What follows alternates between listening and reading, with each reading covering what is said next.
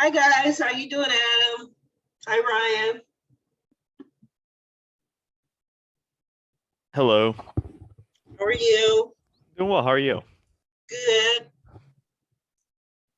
We are waiting on a few other people to come on. I'll give it about a couple more minutes and we'll start our icebreaker. I'm going to be doing it tonight, and then we have a few other guests. So yeah, we're going to do. We don't have a big agenda. I'm looking at it, it looks big, but it really isn't. So give a couple updates and all that. Like, it is really pouring out there. Yeah. Can you see it? Oh, yeah. Yeah. Yeah, we have that house being built next to us. And so the whole lot is just a sea of mud. And it just gets muddier and muddier. And they keep periodically bringing equipment to push the mud into different piles. What are they waiting on, the ground to be solid or something? No, I think they're just keeping their crews lined up. Like, they've got the house built and wrapped and roofed. And now they dug out the trench for the garage foundation. So I guess they must be waiting on their concrete. I saw the house across the street from me, literally during the pandemic, being built by Amish workers. Wow. Right? I mean, it's during the pandemic, I had nothing else to watch, so watch them. And I wanted to video them, but since I know that they don't really use like electrical and they work with their hands, I thought, well, was that kind of a violation too? You know, I wanted to kind of respect them, but I'm staring at them, so I thought, what the heck? But they were pretty cool about it. It makes sense that they were available during the pandemic, because I think, like, from what I hear, Holmes County is so anti-vax and so like COVID is a fiction that they probably weren't thinking twice. They were in full force, like putting the frame together and building it up, that type of thing. Wow. Nails and hammers and saws. It was a thing to see, you know. Yeah. I've actually seen it like that back in the day when I was younger, but you just don't see that kind of craftsmanship or work anymore. Yeah, that's amazing. It's pretty cool. Well, I guess we could start. What do you guys think? I don't want We're 8 minutes in, let's go for it. Yeah, I want to be respectful of the time. So I'm going to start our icebreaker with, what is your favorite Halloween memory? And I'll start. Mine was the fact that every Halloween, my mother would make, you know, we'd all be in our costumes raring to go. And being a mom, she insisted we had dinner, but every Halloween she would make us spaghetti and we could have orange pop. She didn't allow us to drink soda. So orange pop was a big treat on Halloween. We would get it maybe at picnics here and there, you know, but for her to purposely serve it for dinner was really cool for me. And even though we got lots of candy, and at the times you could get like the caramel apples and popcorn balls and eat them right out of your bag without anybody having to check them. That was, for some reason, was always very special that she made us spaghetti and we had orange soda on Halloween night. Who wants to go next? How about you, Laura? I don't know if I have a favorite Halloween memory, but I have really nice Halloween memories from living right in this house, because there's always been a little knot of neighbors that sort of gets together and hangs out on their porch and gives out candy and visits with each other. It's always been such a fun night, even when the weather is terrible. Like, I remember last year was maybe the worst Halloween weather ever, plus the pandemic. So we had all this crazy stuff rigged up where we like had this 6-foot piece of like ductwork, and we would like point one end at the kid's basket and throw candy down it, and it would fly out all over the place. And of course it was raining and there was like that 30-mile-an-hour wind and the kids were all freezing and like it was crazy, but it was still fun. I think I remember it raining one year too. Was that last year you said? Yeah, last year was cold and rainy. This year's just rainy. Yeah, it's not that warm either, so. All right, we'll have some new people. Hey, Ben. So we are talking about our icebreaker, our best Halloween memory. How about you, Chris? Would you like to go next? Sure. My favorite Halloween memory would be going with my family to go on like a haunted hayride. Haunted hayride. That was pretty cool. Were you scared or just fun? It was just fun. If I was really little, then I probably would have been scared, but as I was getting, older, it was hard to scare me at really anything. But it was the family time, right? Yeah. Cool. That's great. Okay, how about you, Adam? So I'm an OU alumni, and we did a lot of fun Halloweens there. And one year I went as Voltron. We made the costume. If anybody remembers that, it was a really good costume. So I thoroughly enjoyed that year. But I'm a Halloween fan, so they're all great. Voltron's pretty cool. You have to admit. Yeah. All right. How about you, Miss Dixon?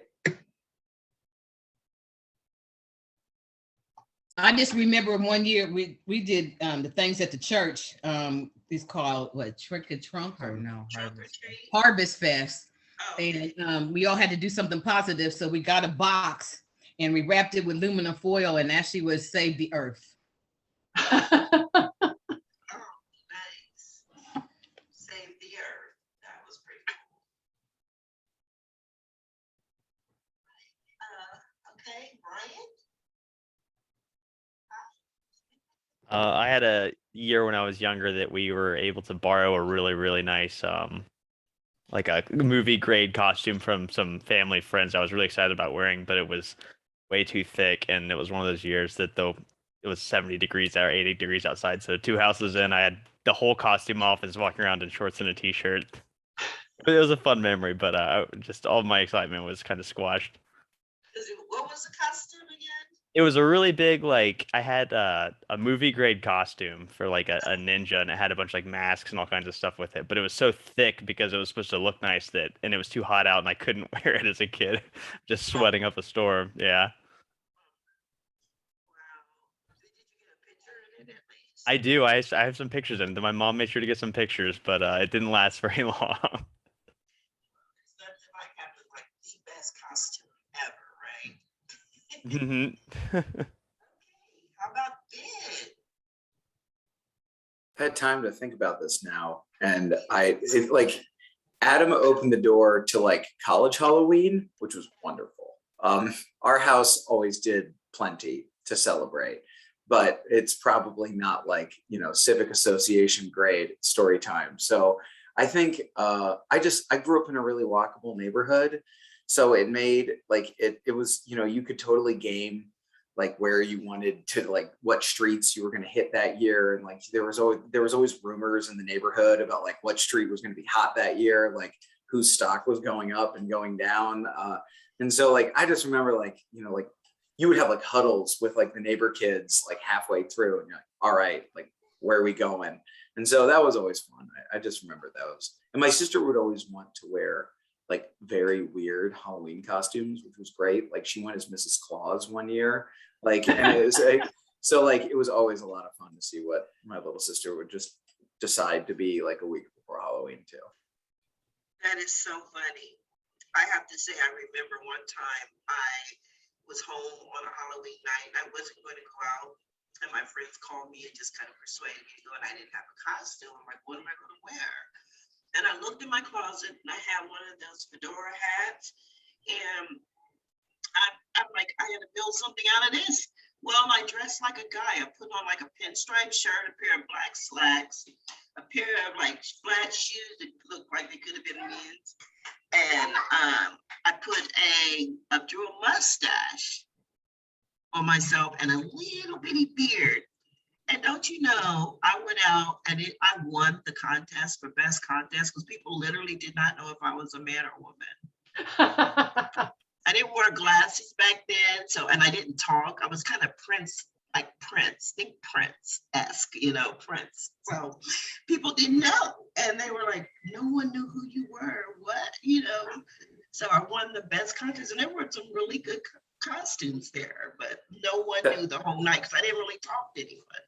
So That's wonderful. I love that.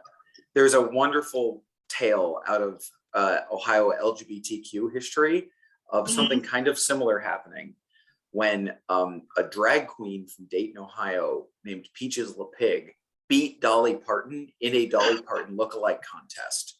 Like Dolly had secretly entered into a Dolly Parton lookalike contest, and this drag queen from Dayton beat Dolly in a Dolly Parton lookalike contest. It That made is national too cool. news. Yeah, that's I like a think I fun one. We remembered pull from- something like that. That is too cool. We pull that from the archives every once in a while when we want to share a fun story. That is What year? pretty cool. What year did that take place? Or not really?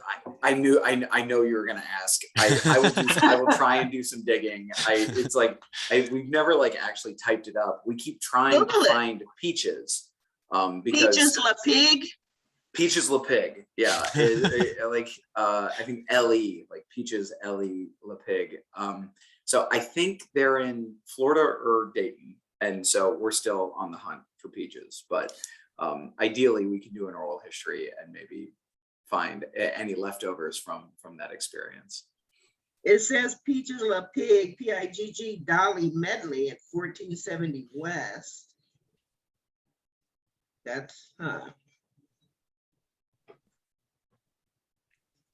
yeah, that's pretty interesting. The story isn't here yet, though. That's pretty funny. Well, thank you guys for sharing that. That was very interesting. So let's talk about, I know, Ben, you wanted to move yours down a little, right?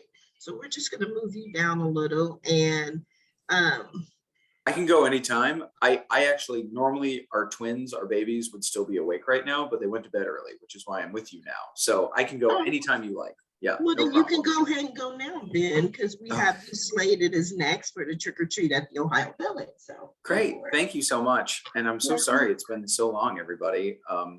I had 2 children and then a pandemic. And so been a bit of a hiccup in hanging out with you all. We have a new person. Hi, by the way, I'm Ben Anthony. I work at the Ohio History Connection. I'm our manager for community engagement. There is a new person in my old job who's in charge of our Wineland Park and Linden outreach now, who just started 3 weeks ago, named Alex Ingley. She's wonderful, used to work for the YMCA. And so you will definitely all be meeting her. She is at a trunk or treat tonight in a different location. So you get old Ben instead of new Alex. I was gonna, if you don't mind, would you let me share my screen so I can just throw the flyer up? Thank you very Sure. much. Oh, I didn't even need permission. Great. Can everybody see that? Oh, wow, that's very zoomed in. Sorry. There we go. So this is Neighbor Trick or Treat, which hopefully some of you know and love. But it's just an invitation to everybody in the neighborhood to come and spend some time with us this Saturday. It's very low key. It's show up whenever you can between 3 and 5, get some candy, and then head home. We do pumpkin painting, so we've been very fortunate to have pie pumpkins donated the past few years. So there's pie pumpkins, there's pumpkin painting, there's a hay maze that we have for the kids out there. We do some warm beverages, just coffee, tea, hot chocolate. We'll have some cider. So just a fun trick or treat. It's in the historic village. And so feel free to share this with anybody and everybody in the neighborhood as well. I'll put it in the chat when we're done here. But yeah, it's a classic. So, come spend some time with us. This year we are partnering with the One Linden Schools Initiative. So we should have a lot of families there, which is always fun. But you don't have to dress up and come as you are. No one's gonna ask you where you live or anything. We're just gonna hand you some candy and hope you have a great day. Any questions? Well, I'm here. My cat has some meowing to contribute, sorry. That was a cat. No, it's fine. I have spent a year of my cats being on Zoom meetings. Oh, there's a cat. They're asleep now. I thank goodness. It sounds like a lot of fun. So it's in the Ohio Historical Village. Correct. They'll all be open and everyone can just go in. Well, we'll greet you at the front gate and give you a map of the village, and we'll have some backup bags if you didn't bring a bag or a bucket or whatever. We'll have some backup bags for everybody. And then after that, yeah, it's go have fun. We have some resource tables that hang out for families. We are going to have the Local Matters veggie van there just to catch up with everybody. So, it's not too crazy, but it is a great time. You love seeing everybody get dressed up. You don't have to be dressed up, but you can be dressed up. And you're gonna post it on a discussion forum? I'll add it to the chat here. I can put it wherever you like. It's a weird balance that we strike, trying to get it out as far and as wide. It has been in Wyland Park Elementary already, and the Schoenbaum Center has this as well through Carrie. It's a weird balance that we strike, trying to get everyone in these two neighborhoods to come without inviting the entire city, because then I will run out of candy very fast. Yeah, just share it wherever you like, with whomever you like, just, ideally kind of within the neighborhood. Yeah, right. I feel like I remember seeing someone had shared it already in the neighborhood group. Because That makes me happy. I posted it like the day after you guys emailed me. Okay. Yeah. Oh, Thanks, okay. Chris. Yeah, I'm not sure. And it's fair. I have no idea how virtual Wyland Park meetings have been going. So thank you for doing that. I appreciate that. Great. And cool. Okay. Well, that's us. Let me know. I'll also put my email in the chat here in just a sec. You can bug me for anything, anytime. I know your neighborhood is going to go through more changes. I mean, there's a lot coming there with Godman and whatnot. So we really do want to keep being a steady friend and ally of Wyland Park. So never hesitate to let us know how we can do that, because we know there's change a coming. You can see it quite literally being dug. Yeah. And we appreciate that. I know we were going to try to do a movie night, but it just never seemed to work out, the dates or whatever. So, Well, we don't actually have the technology for the movie night, which makes it really, whoever does that has to rent all the stuff. And so it just gets kind of cost prohibitory. The one thing I will say though, is if you want to do an indoor movie night one day in our auditorium, anytime, let me know. We can totally make that happen. With maybe a month or two lead time, we'd love to put that together for everybody. It's just the outdoor stuff where there's you have to rent screens and radio frequency transmitters and stuff that we don't normally house in the museum. And it just gets cost. It just gets expensive. That's all. Right. Okay. Well, we will certainly keep that in mind, right, Chris? Great. Yeah. Thank you so All right. much. I'll throw these in the chat and hang out for a little bit, and then Please do. the third one to put to bed in just a bit. So we'll do that in a second. Thank you so much. I appreciate Of course. that. So Dave Perry is not here, right? Yeah, I asked him, I emailed him a couple of times and he never seemed to get back to us. So I don't think he'll be attending tonight. But I do think he did attend the UAC meeting and spoke to them about plans of the upcoming development. So we were hoping that he would come and share to the general civic as well.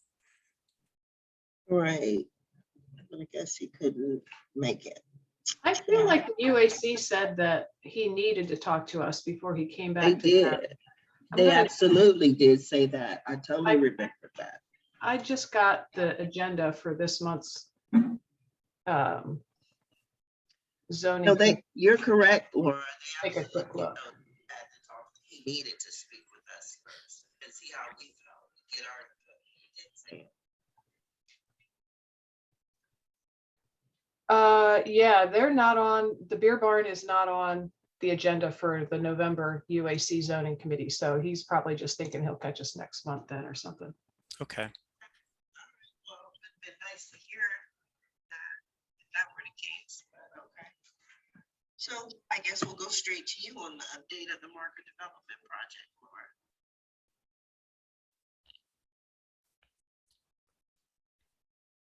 Why don't I unmute?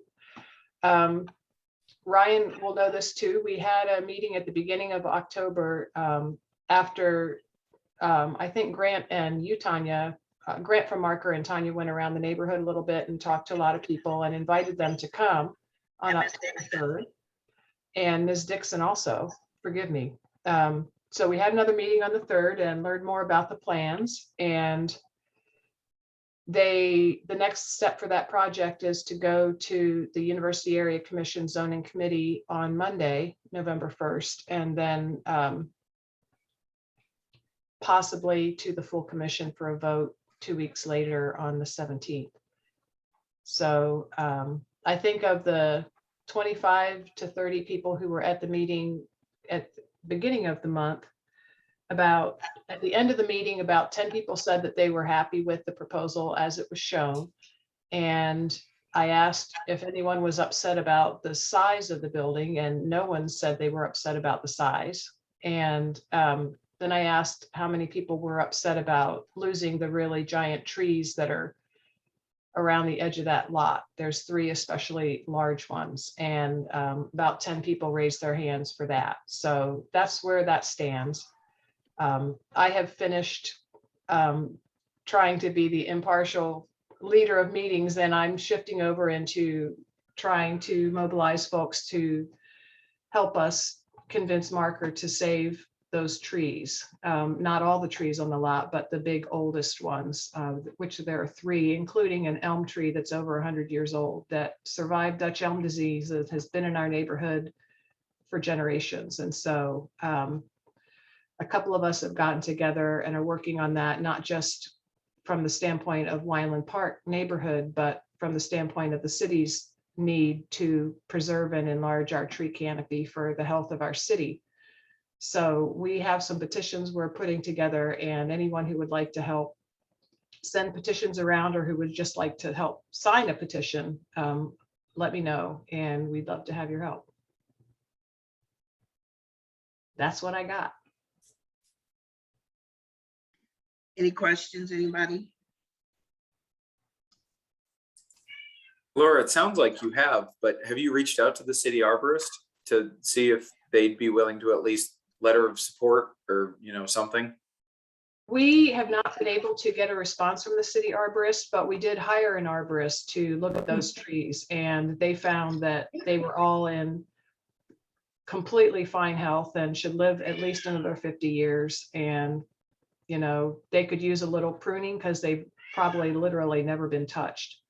But other than that, they're stout and good for a while to come. That's great. So why do they keep saying they're diseased? Why are they saying that? I hate to generalize, but that's what people always say about trees. If they saw a branch ever come off it, they're like, it's coming down any day, and I've heard that every single time a tree is in the way of a bulldozer. And I get that different people have different opinions about trees, for sure. Not everybody finds trees to be really valuable, but these are such extremely old trees. And it so happens that the site of the Godman Guild was throughout most of the 20th century a park and playground that was created just for the Black community on the east side of 4th Street. And so these trees aren't just amazing living creatures. They're really landmarks of Black history in Columbus, especially that sycamore that's got to be well over 100 years old. It's 4 feet thick. I mean, that's how big its trunk is.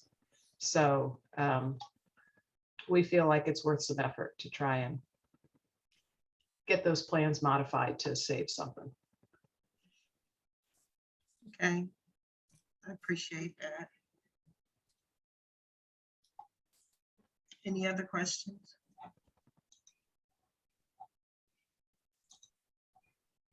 Okay, well, We are moving right along. We're actually going to ask for a vote on the amended to our civic constitution in order for us to become a 501c3. Chris, take it away. All right, can you guys, is this large enough for you guys to see? I can, yeah, thank you. All right, so this one, there were two documents that I put in our newsletter and the Facebook invite, where one document was just the final copy, and then I'm just going to go through the one that shows the edits. So most of the Constitution is going to remain as is. Some of the changes that we put in here through the advice of the Columbus Legal Aid was to remove some of the content or language that might possibly confuse the IRS with like our intentions of our civic. So any language that might have included like some words like advocating, you know, we're not like a politically affiliated organization. We're just a neighborhood organization to get, you know, neighborhoods together, or neighbors together to engage with. So we removed some of the avocation type statements out of here. Anything that said like faith-based organization. So just to keep, you know, things very neutral and sort of vague here. So we did add, you know, in here, you know, we're just an organization that's encouraging community spirit and cooperation. We're acting as like a central place for community members to come to us to educate people about their rights, responsibility, and interests, and a few other things that are in here. We did also remove some explicit language with regard to meeting every single month. We didn't want to have language in here that made our officers committed to meeting every month if unless we wanted to. So we just put language in here that we would, let's see if it has.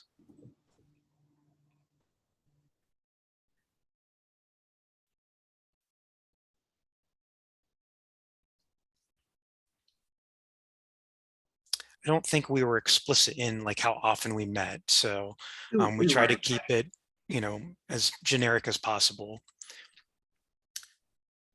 Let's see what else here.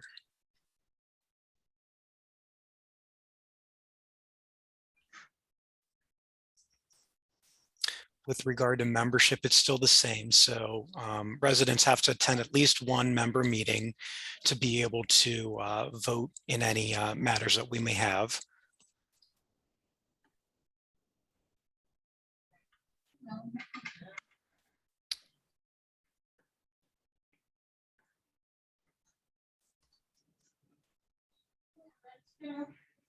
Here we go. We just said that we would meet at least 4 times a year. And we would host at least one annual meeting, which would occur in February.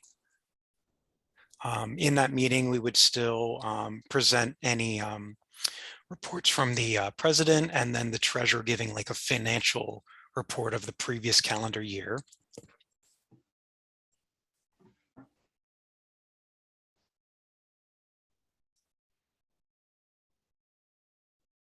I think the only other changes were towards the end of the document. So we added an article here that says what type of activities are prohibited.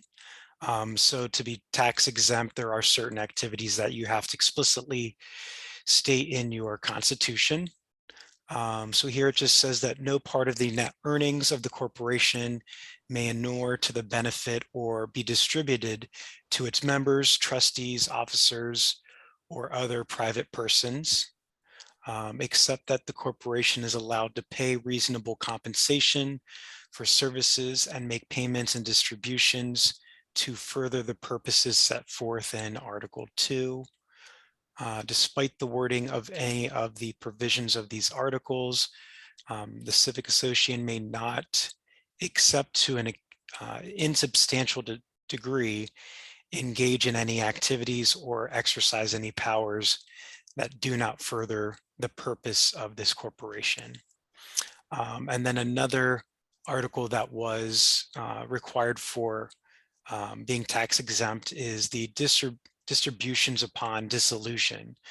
So in the event that we were to ever shut down the Civic, then we do have to make a statement of how those funds would be distributed.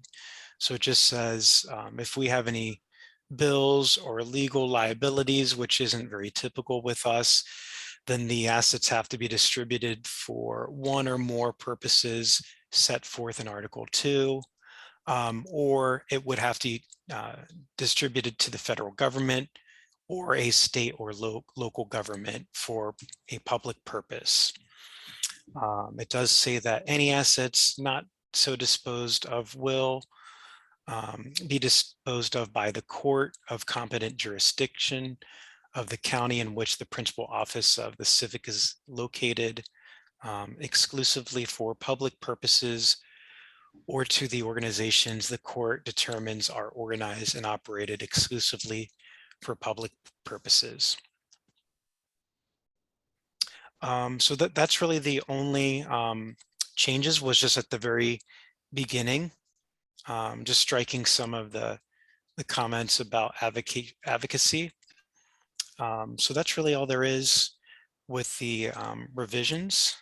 Does anyone have any questions about any of these changes?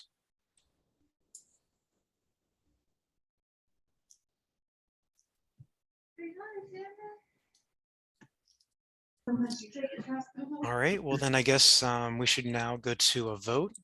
Would you agree, Tanya? I do. We don't need a quorum, do we? There is a statement in here about a quorum. Let's see what it says. It said you don't need a quorum. Yeah, Yeah, that's what we don't I- have a formal quorum number. yeah. Yep, yeah, it doesn't say. Yeah, a we said specific no number. specific number is required. I was gonna say, I thought we had no quorum, but we can absolutely vote. How would we like to do it? I know in the chat, there is if you see something that says reactions, if you want it, and you're okay with it, everybody press the thumbs up in the reactions. If you are okay with it, there you go. Let's see here. Oh, and you know what? I think the Constitution says we're supposed to use Robert's rules. So I'll move that we Oh, okay, It does say that, yeah. changes okay. to the Constitution as shown. So someone just needs to second that. Well, I'll second it. Okay, and now I think we can vote. Okay.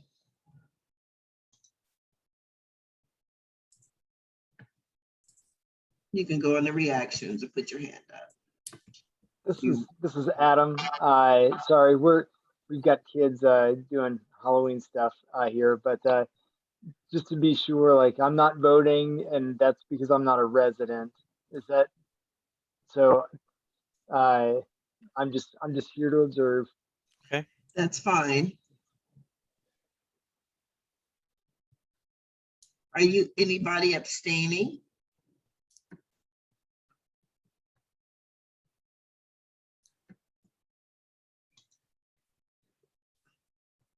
So I guess all, do we say all in favor? Is there anyone that is opposed?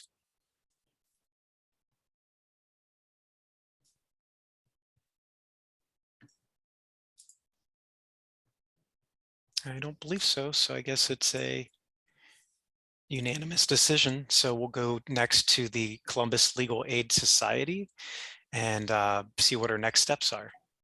All right, thank you. Sounds like a winner to me.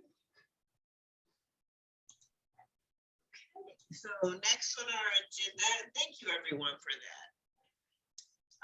We will, come here, try to get my little sneaker to come here. My little grandbaby, she's dressed like a little baby skunk. No. I know, sneaker. She really likes her costume. She keeps running back and forth. Let me pick her up. Anyway, we're now going to talk about something kind of fun. Our ideals for a holiday meeting.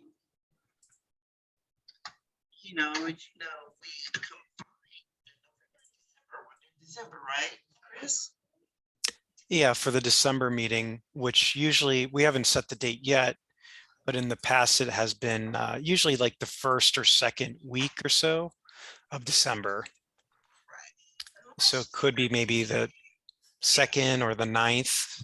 We can pick a date that might work best for everyone. Yeah. And also any suggestions on what we might do. I'm assuming it's going to be Zoom again, not in person. Yeah, I'm not sure. Do we know if the Schoenbaum is opened up yet, or is it still restricted from visitation? I don't know the answer to that, but I would be surprised if they were having folks come in. Okay. Or parents. Yeah.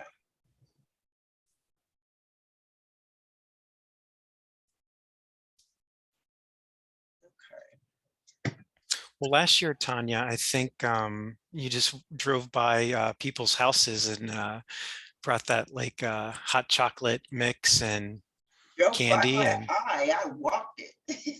oh, you walked it. Oh, Most people I actually did. I walked okay. most of the neighborhood and even over at Grant Park, the apartments, the people I knew that sent in addresses, I literally dropped off a Cheryl's cookie and hot chocolate and a little pack, and everyone could have hot chocolate and cookies. It was just something fun to do during the pandemic and here.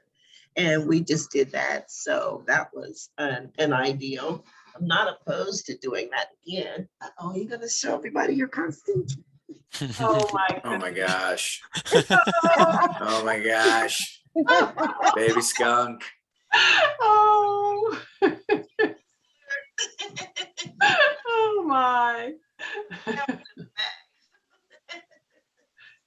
Hey, Tanya, if you end up doing something like that again, let me know, and maybe we can include something in the care package for everybody. Yeah, because it was really fun. It was just kind of light. We did have one serious issue that was on the agenda that sparked, some tension. But mostly we just had a fun time, just talking about, just having fun. And I think that's what this one will be, that kind of celebration. So while I'm not opposed to doing that again, I can certainly do that again. Especially if we're going to be on Zoom, then we can do the Cheryl's cookies and hot chocolate thing again. If anyone has any other ideas, I'm totally open to it. I raised this thinking that no one may be interested in this, but is anyone interested or like to get together and sing some carols together? Oh, that would be. Or is that too much for people? Is that on the day of the civic or just pick a day and go like Christmas Eve instead? Or just go Be sing on outside? a holiday party day. Yeah.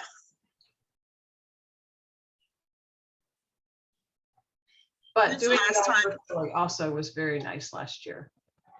Yeah, I mean, I like the Christmas carols. Instead of just someone standing at your door singing Christmas carols. That would be fun. Or just kind of in the sidewalks, general areas and singing, Oh, okay, Ben. Good to see you too. Let me know on Christmas ideas. Seriously, because whatever you start kicking around, maybe we've got our Dickens of a Christmas program then, if there's not too many families, maybe we could figure out how to weave that in, or who knows. So sorry, I got to run for the moment. But we'll be close. That would be awesome, man. Thank you. Thank you for that. Of Yeah, course. sounds good. Thank you. Yeah. Take care. All right. So yeah, those are some suggestions. That's a great suggestion. But why don't you all just kick it around, whatever you think. If you come up with something that you think might be a great idea, let me know. I do know the Godman Guild was going to do their drive-through holiday festival. where they did the giveaways for the kids. I did volunteer there last year as well, putting the packets together. If anybody's available to do that, we can put that word out.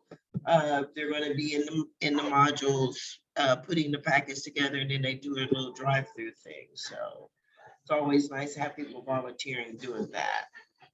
And it could be part of your holiday giving back as well. You know, I'm big on volunteer and community service, so it would be a great way to give back in that regard also. So, but think of some ideas you might have for a holiday gathering or holiday meeting, along with us sipping on hot chocolate and cookies, just maybe talking about our holiday memories, or maybe somebody actually singing a beautiful Christmas song, or maybe someone reciting "'Twas the Night Before Christmas," or just something fun like that. But let's make it fun, about fun. I would love for people to pop in on that. I think we did it. Did we do it during the day, like around 12 or something last year? But we were all stuck in the house during that time too. I think right? we still did it during the evening time. I think it was Are you still the sure? I just feel like it was during the day for whatever reason. I could be wrong. It might have been in the evening. Maybe I just felt like it was during the day. I don't know. But we're going to stick to the evening for sure. Okay. It had to be, because I think I dropped everything off that afternoon. So it had to be evening. I don't know why I kept thinking it was afternoon. So yeah. And since we do have a little time, we do have announcements and discussion of recent noise at the development site and any new business. I'll just add this to part of new business. So do we have any announcements? I don't think we do. Anybody want to talk about the discussion of the recent noise at the development sites? I know when we had Marker out here, we did talk about that a little, and then I've been seeing it on the discussion forums that people were, concerned about the noise, especially from the Hamlet side and then on 6th Street side as well. And I don't know. I think today the builders feel like they kind of have carte blanche to make that noise. And I hear they start as early as between 4 and 6 a.m., which Marker did say it was less traffic in terms of logistics, so they could move around a little better, which is good for them. And I understand that, but in the meantime, the beep, beep, beeping of the trucks backing up and all the other noise that accompanies it is not really conducive to good sleep when you have to get up at 6 or 7 in the morning to go to work. So you're starting at 4 a.m., that's not cool. And then if they feel like they can do that, I do believe Michael Wilkos and I were talking about it. There is a city ordinance that says that is not allowed. So, anybody else got anything to say about that? I haven't heard any construction noise, but I think, I'm far enough north for me not to hear it. So hopefully if they did start that early, that was a temporary thing and they're not disturbing the neighbors around there. It sounded from the letter that they sent that they were trying to consolidate some of the most early and disturbing noise onto like one day a week or one day every couple weeks. Yeah. I haven't heard anything from people who are still, I haven't heard further comments. I don't know if that means that everyone just accepts it as what we live with for a while or what. I did hear that some folks had gotten the letters that were taken around, so that was definitely a positive thing.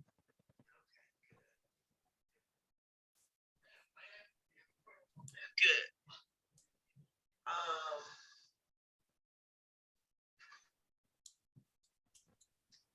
Anything else to add to that?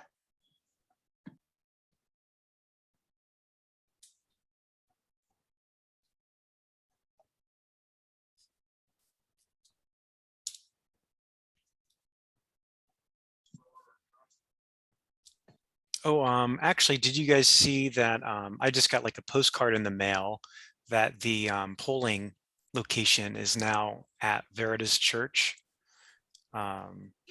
Thank you for bringing that up, Chris, because, Addresses? There were a bunch of yeah. different addresses or something like Yeah, the first one, they mailed the postcard, but then the letter, for me at least, came the same day. So the letter said, oh, we mailed you a postcard. It had the wrong address, but it had the right name of the business. And then this second postcard came like maybe a day or two later. Ms. Dixon and I were actually talking earlier today, and she's a little concerned that some of the seniors who are used to walking down to Godman Guild might have more trouble getting down to Second Avenue. So Mhm. I told her, and I'll tell anybody, there's some folks on my block who are thinking about that and want to help get people to the polls if needed. So if you talk to anybody who says that's going to be a problem, please pass that information along and we'll figure out a way to get folks down there. Yeah, I'm sure we could pull some neighbors together to like carpool people back and forth, because it isn't, you know, the best to walk that far for some.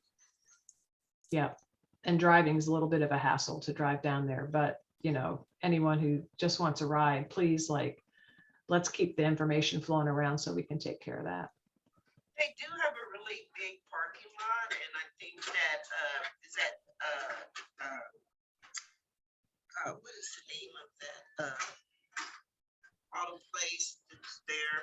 Yeah, there's like a Napa place, then there's the state library and like Radio One. So there's, People park there too, so, and people are coming in and out, so it should be adequate parking for drivers, and yeah, if people want to volunteer their cars and pick people up and take them, that would be great, so we need to put it up on a forum. And I would like to bring up something, Ms. Dixon has said that, Ms. Dixon has said that, there are people that, you know, we know that don't really use the internet and don't have access to the civic forum. And we have talked about many ways to get information to them. So I'm trying to bring this to you guys again. What ways do you think we could do that to get information out? I know there is a welcome packet that I guess I need to review, and I take responsibility for not doing that. But I thought that it was going to be reviewed by the committee, because I think I told them I trusted them and that they could review it, and that Marker was going to make it look pretty and get it ready. Or not Marker, Drive, right? Right, yeah. So if you all need me to look at it, Ms. Dixon, I certainly will, but I believe that's what I said, now that I think about it. However, that's one way of getting information out, but I would really love to be able to give information out to the community on a regular basis. I know we had our community connectors, but you know, unfortunately, they're not as plugged in either. And during the pandemic, we just really took a hit in terms of our connections and communication methods. So the one thing we've been doing is walking, and you know, I guess when something is really, really needed and really, really important, I have no problem making sure it gets to people's doors. But it's not something I can realistically say I can do on a daily basis or a regular basis, because I also have a day job. And yeah. My life, so it's a little hard for me to commit to that.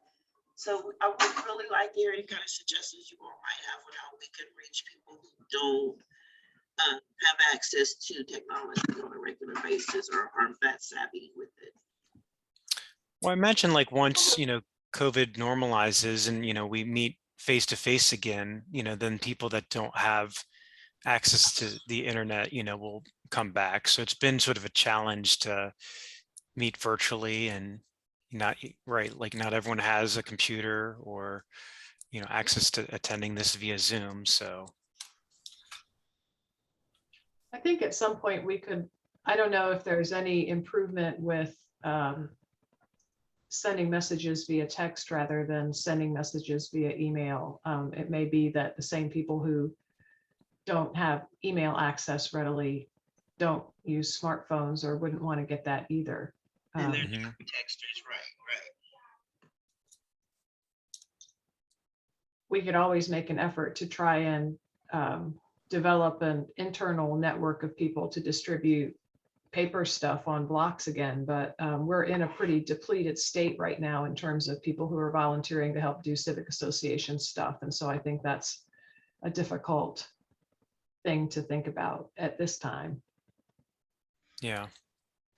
One time they used the teenagers and the other kids in the neighborhood, they gave them something and they passed stuff out. Yeah, and Jennifer's moved. I think Jennifer was the one who organized that. And that was Yes. probably 5 or 6 years ago. So yeah, the numbers of people who are willing to actually help do anything seem to just get smaller and smaller. So that's been a tough situation. Yeah, and are the teens able to and willing to do it too? That would be great if they could. It would. Money talks. All you gotta do is pay them some money. Well, we can certainly do little gift cards and like Subway cards and what other kind of food do young kids eat? Chipotle or Subway or whatever, Five Mhm. Guys. Mhm. Thank you. That's a very good suggestion.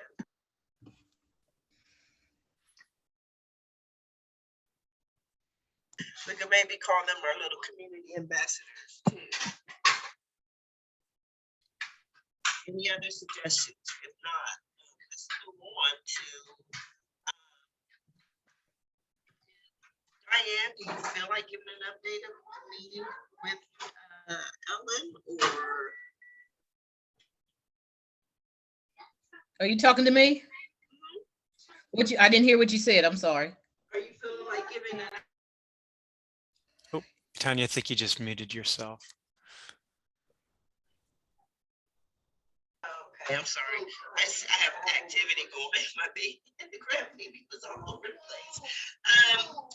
I said, Ms. Dixon, do you feel like up to giving us an update of the meeting we had with Ellen last couple of days ago?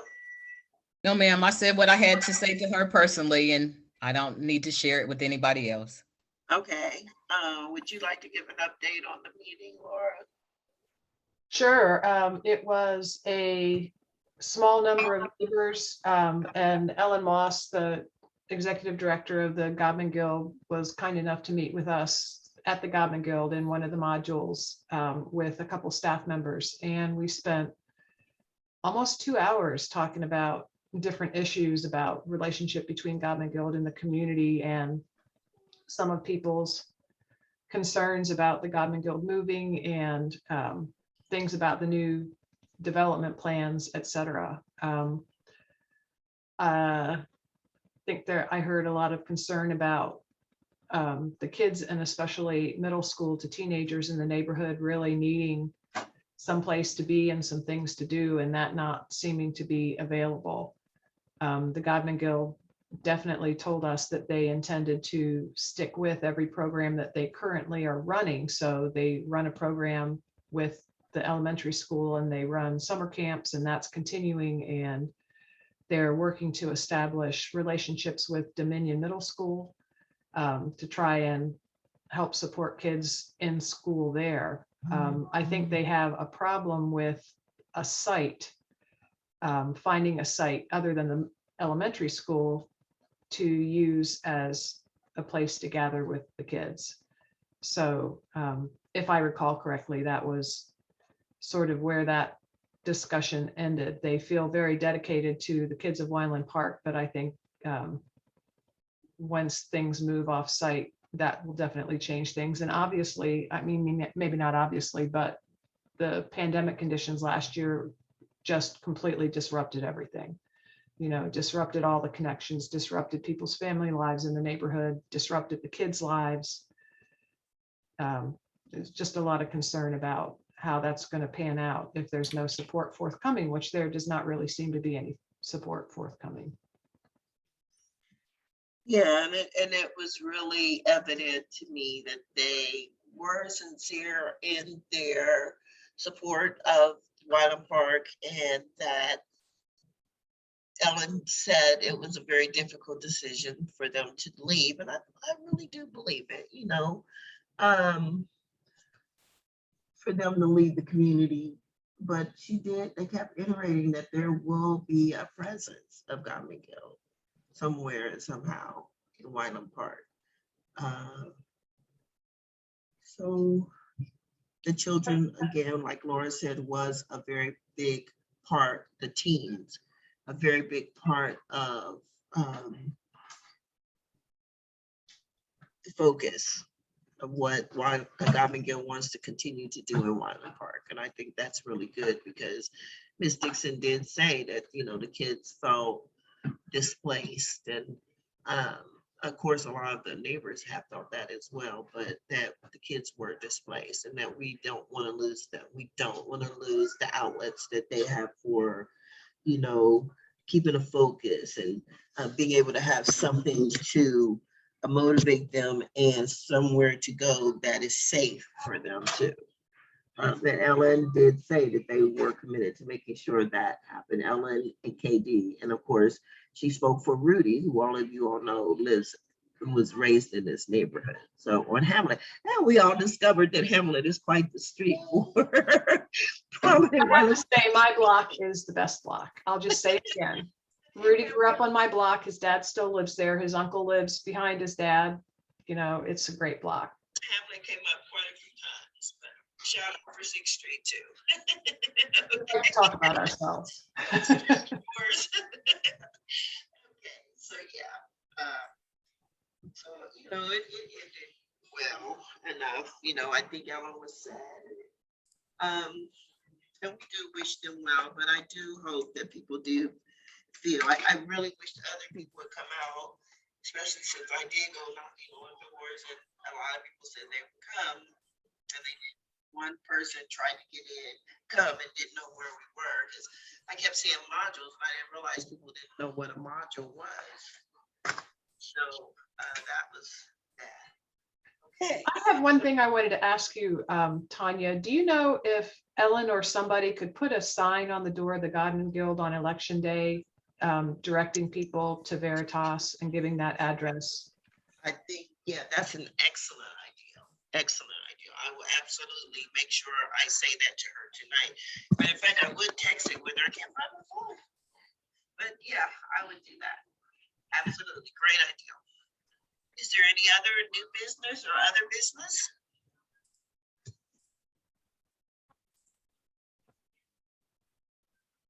Anything else for the good of the civic?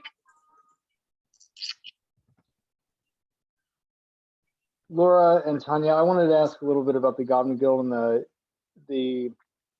I was under the impression that they were going to continue having a presence for kids in the community. I just want to confirm, is that still the plan, or are they pulling out their kids programs as well? We confirmed that they are still going to have that presence, the ACES program, correct? Yeah, if I understood correctly, nothing will be happening on that site. Like that site is finished, but they're continuing to operate the program in the elementary school. Yeah, where it's been for Continuing to- years. Yeah, and to collaborate with Direction for Youth and Families. They've been involved with a juvenile justice restorative project that like helps divert some kids who start getting pulled towards juvenile justice system out into some services. And that's going to continue, but there's not going to be any place physically in the neighborhood other than the elementary school for the elementary school kids, if I understand correctly. Yeah. And there was some kind of, I kind of missed this. Tanya, maybe you'll remember this better. KD was saying something about there was some kind of program that they wanted to run or some kind of grant for youth services that they wanted to get, but they couldn't get it. Oh, maybe it was city funding because they didn't have a site. Like they didn't have a drop-off site, and it must have, That was, yeah. Because it was a big, it was city funding, and they weren't able to get a site for people to be dropped off. So. but they also made the point that in recent years, and by recent, I mean like the last 10 years, that in their adult programming, it's only been a very small and a dropping percentage of their people who they serve who are living in Wyman Park. Like, I think they were saying it was down to like 6% or something, very small number. They've gone down even more, but mostly because they basically worked themselves out of that. Because so many people have been helped and received those services and are happily self-sufficient. Which is- And all the services that were flowing through that Wineland Park Collaborative, family-centered change, FCCC kind of thing, the intergenerational poverty intervention that they were doing with the Annie E. Casey Foundation, that has all ended. And I think that all wound down about the same time that collaborative wound down Yeah. years ago. Like I Thanks for said, they confirming came that. to do what they wanted, they were going to do, revitalization project, part of that big initiative with the 3 states. And we, out of all the states that were chosen and the cities that were chosen, we were very, very fortunate to have been chosen to do that. It was a big pond of people, so.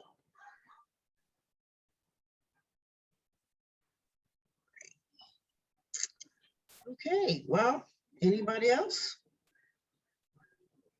Adam, I have a quick question for you. If you're still on, you might have to step away. I don't know if it's possible to reserve library rooms again, or maybe that's not coming back from the pandemic. Yeah, Yeah, you can reserve So rooms, right? basically, yeah, the only thing you can't do is come into the building without a mask on, and that's a citywide mandate. But really, everything else has been restored. We're not even seeing a quarter of the room reservations though that we have seen in the past. And I think I was just talking about this today with my director.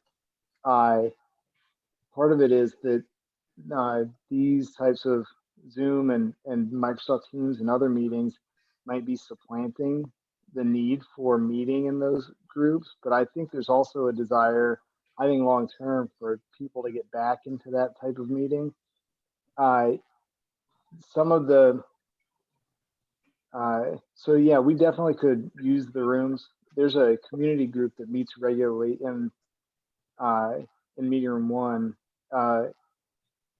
I think at least weekly, but it's kind of restricted by our times. Like for instance, if we tried to do a Wineland Park meeting there, we'd have to be out of there by 7, or pay for coverage, security coverage after that. So we're just a little restricted by that. How does But if the that's something general we need- ventilation of that building compare to sort of the enhanced standards that people dream of for indoor COVID era gatherings?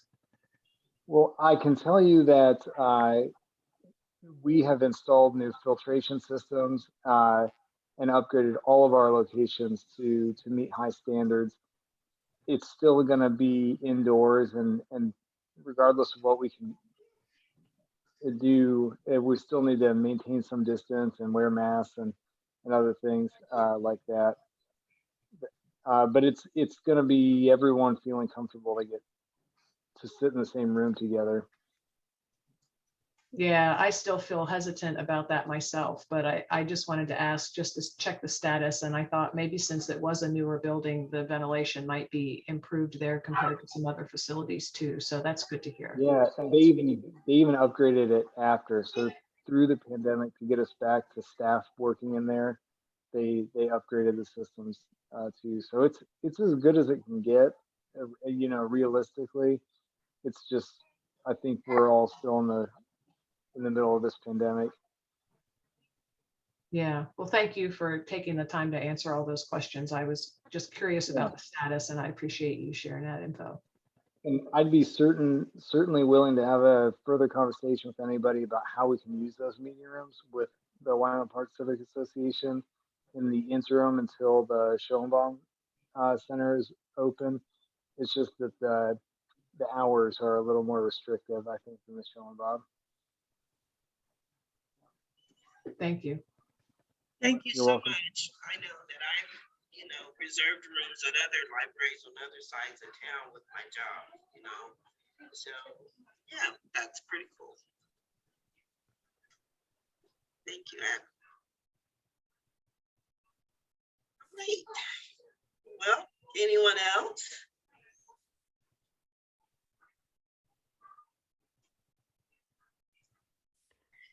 Well, nothing else. I thank you guys so much for coming. It was a small group, but it was a good group. I appreciate every one of you really that you're putting in this time with us. So we thank you and hopefully see you soon. Watch the website and watch our forum for upcoming news and announcements of our holiday gathering. And please try to go and get someone to go and tell people about the Halloween thing at the Ohio Connection. Okay.